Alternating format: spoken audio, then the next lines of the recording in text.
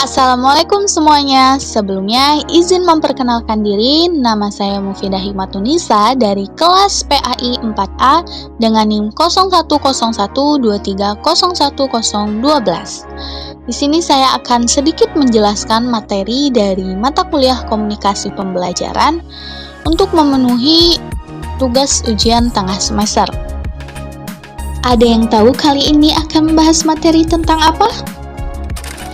Kali ini akan membahas tentang materi prinsip-prinsip komunikasi pembelajaran. Terdapat 3 prinsip dalam komunikasi pembelajaran. Yang pertama kesadaran, yang kedua kejelasan, dan yang ketiga keefektifan. Prinsip pertama adalah kesadaran. Dalam proses belajar, guru dan siswa harus sama-sama sadar akan pentingnya komunikasi. Guru perlu sadar bahwa gaya bicara, intonasi, dan sikapnya berpengaruh pada pemahaman siswa.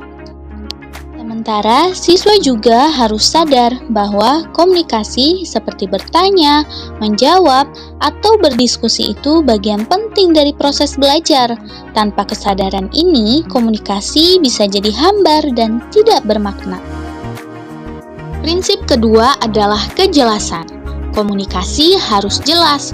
Guru sebaiknya menyampaikan materi dengan bahasa yang mudah dimengerti, seperti menggunakan contoh konkret, gambar, atau analogi. Kejelasan juga bisa dicapai dengan mengecek pemahaman siswa, seperti mengajukan pertanyaan, beri latihan, atau minta siswa menjelaskan ulang. Semua itu membantu siswa menangkap maksud pembelajaran dengan lebih baik. Yang terakhir adalah prinsip keefektifan. Komunikasi yang efektif adalah komunikasi yang mencapai tujuannya.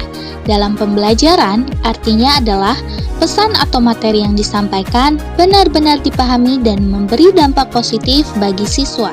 Dalam hal ini, guru bisa menyesuaikan gaya komunikasi dengan karakter siswa, seperti menggunakan media menarik dan menciptakan suasana yang interaktif. Komunikasi dua arah antara guru dan siswa yang saling merespon itu adalah kunci utamanya. Kalau komunikasi efektif, maka pembelajaran akan terasa lebih hidup dan bermakna. Dapat disimpulkan bahwa dalam pembelajaran, komunikasi yang baik itu tidak akan terjadi begitu saja ya. Ada 3 prinsip penting yang harus diperhatikan. Tadi itu yang pertama ada prinsip kesadaran, di mana guru dan siswa perlu menyadari bahwa komunikasi bukan hanya sekadar menyampaikan informasi, tetapi membangun hubungan dan suasana belajar yang positif. Tanpa kesadaran ini, proses belajar bisa terasa kaku dan tidak menarik. Terus yang kedua, ada prinsip kejelasan, yaitu setiap pesan yang disampaikan harus mudah dipahami. Guru perlu menggunakan bahasa yang sederhana, memberi penjelasan secara runtut, serta memastikan bahwa siswa benar-benar mengerti materi yang diajarkan. Dan yang terakhir itu ada prinsip keefektifan, di mana komunikasi akan dianggap efektif jika mampu membawa hasil yang diharapkan.